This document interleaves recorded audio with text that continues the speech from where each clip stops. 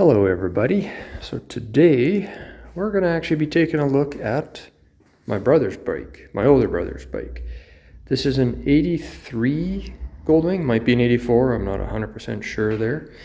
It does have the 1200cc four-cylinder in it. And the issue he's having, which I understand is somewhat common on these bikes, is he's not getting fuel to the engine.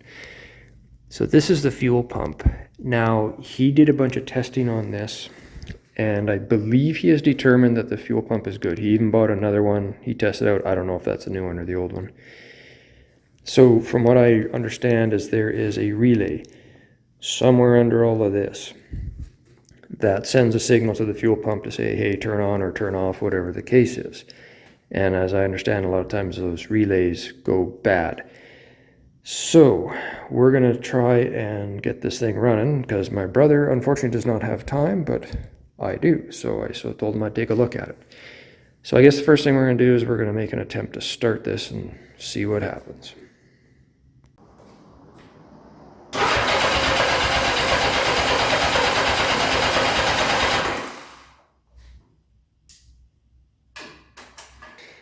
She cranks but no start. Let's see what else we can find here. I'm also noticing that when I turn on the key and turn off the kill switch, I don't hear a clicking. There's supposed to be a clicking from that relay, and the relay is not clicking, so it's either disconnected or bad.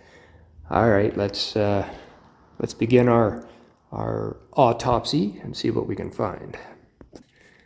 I kind of like the way these Hondas are done. Like your coolant's all up here, your rectifier's up there. My rectifier's down on the bottom of my engine, so it gets full of grit and rain and stuff. So well done, Honda.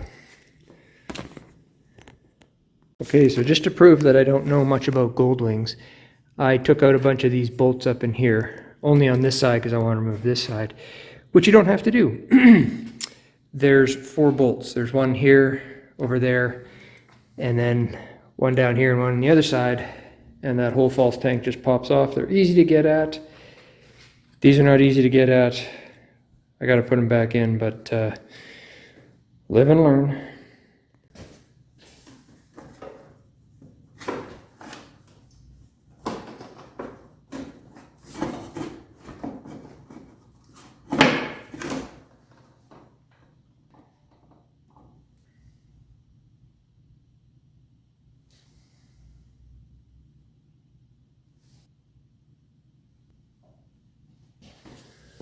Okay, I gotta try and figure out how to get the seat off. Bear with me. Okay, so I think you take the saddlebag lids off, and I think these bolts here, and there's one on the other side, I think you undo those. I believe the seat comes off. We're gonna try and find out and hope that's what it is. Okay, so this bolt here is a 13 millimeter. Let's see what happens.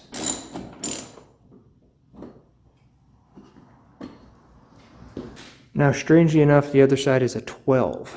I don't know if somebody replaced one of these or what, but that's very strange. So 13 this side, 12 other side.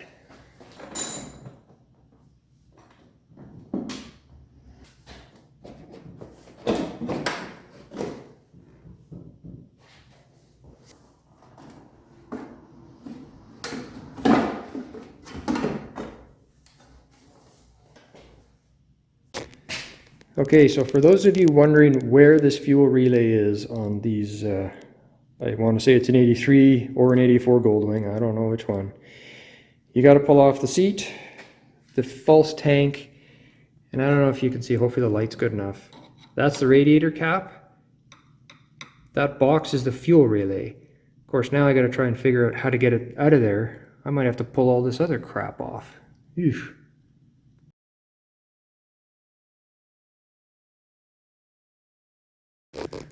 Okay, so this is really tough to see. That there is your relay for the fuel. Now it's in a little bracket, and if you kind of look on this side,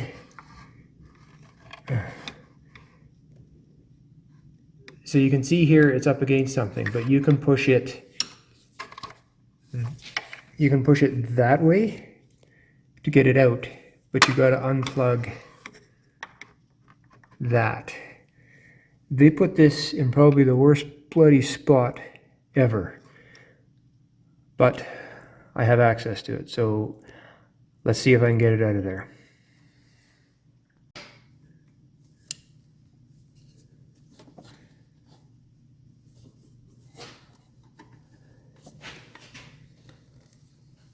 Well, this is fun as hell. Okay, I managed to get part of it unplugged, but why the hell doesn't the rest of it come out? Let's just tuck that in there. Oh. Well, that's just stupid. Okay, so I have it unplugged. I thought that entire white piece there was going to come out with it, but that's actually part of the relay. So I can't shove it out that way, but since I moved it over, you can see there's a bolt there that holds on the bracket. Remove that bolt. God damn it. I got it out. The bracket comes off, so it's sort of a U shape. This slides into one side, but there's another relay or something right here, and you can kind of twist the bracket. It's kind of rubberized or something, and you can push this out. This has got to be one of the stupidest setups I have ever seen. Not only is the location of this thing just moronic, but to get it in and out is absolutely stupid, and I hope I didn't break anything else. If you're going to make these things impossible to remove, make sure they never fail.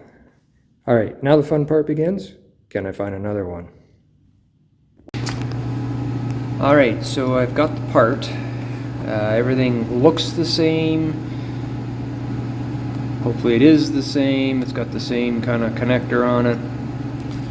So now we have to go through all this agony of trying to get it back into that stupid spot and see if it actually works. So this should be fun. So it's tough to see, but that little white clip down there,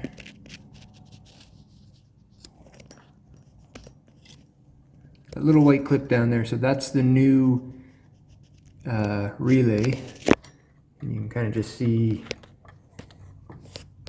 bring it over there, you can kind of see the edge of it there. So it's plugged in.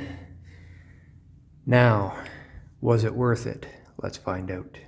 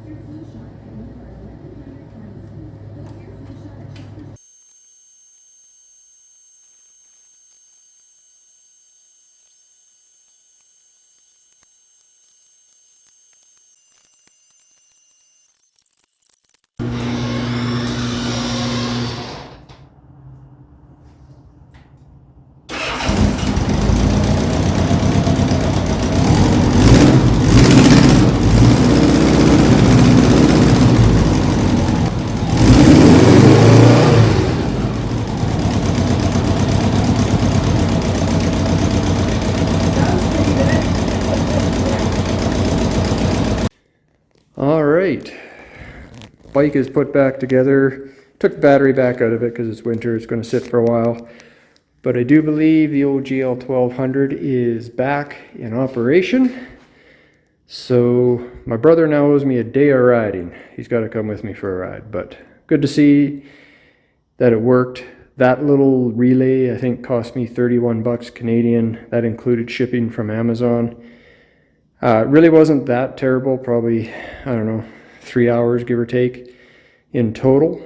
It's obviously in a really stupid out of the way place, but if that's the first time it's been changed in 40 years, I guess there's a reason they put it down in there. So now we can put the bikes to sleep for the winter. See you in the spring.